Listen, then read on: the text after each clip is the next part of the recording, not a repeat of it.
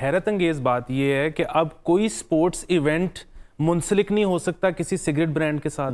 जिस तरह हमें याद है क्रिकेट भी होती थी, बेंसन एंड हेजेस होता था, स्नूकर बहुत होती थी, बेतहाशा स्पोर्ट्स थी, फिर भी फर्क नहीं पड़ा सेल्स पे, बल्कि बढ़ गई।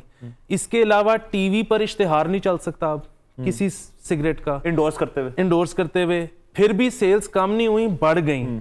तो ये क्या ऐसी चीज है? इसके अलावा एक जो सबसे बड़ा मसला खैर है वो मुझे है, पूरी दुनिया में मेरे ख्याल में बशमूल बांग्लादेश और इंडिया सबसे सस्ते सिगरेट पाकिस्तान। भाई क्यों सवाल। और अच्छा, और आपको पता है पिछली हुकूमत में 2 दफा इन्होंने टैक्स बढ़ाने की कोशिश की। पहली दफा FBR ने मशवरा दिया कि ना बढ़ाएं, टैक्स कलेक्शन कम हो जाएगी। उन्होंने कहा कम कैसे? हाँ, कायमा कमेटी ने कहा सेनेट की कि क्या बात कर रहे हैं। दूसरी दफा में बढ़ गई और एक्चुअली टैक्स कलेक्शन कम हुई, और उसकी वजह यह नहीं थी कि सिगरेट कम बिके।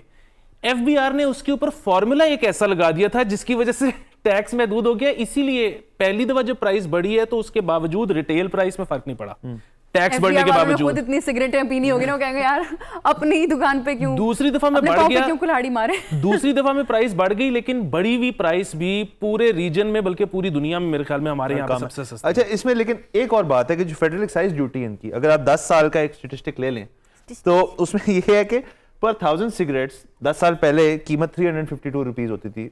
फेडरल एक्साइज ड्यूटी की बात कर रहा हूँ।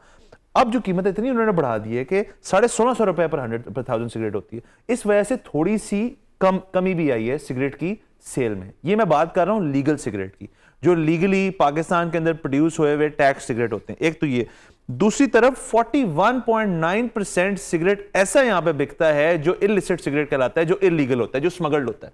स्मगल्ड का मतलब उसके अंदर टबैको स्मगल्ड होता है? नहीं, मतलब जो सिगरेट का ब्रांड होता है वो, या तो कुछ ब्रांड्स बनते हैं ना सिगरेट के जो हम खुद मैन्युफैक्चर करते हैं, तो वो ज्यादा एक्सपेंसिव बिकते हैं स्मगल्ड या क्या? नहीं, एक्सपेंसिव थोड़े से एक्सपेंसिव भी होते हैं। मैं आपको ये बताता हूँ कि जो सिगरेट यहाँ पे मैन्युफैक्चर होते भी हैं ना, वो भी आपको इम्पोर्टेड मिल जाते हैं। अच्छा, हुकूमत ने पाबंदी लगा रखी है कि जाहिर, और वैसे भी अगर थ्रू लीगल चैनल आए तो उस पर तो ड्यूटी इतनी बढ़ जाएगी कि आम दे ही नहीं सकते, इसलिए स्मगल होके आते हैं।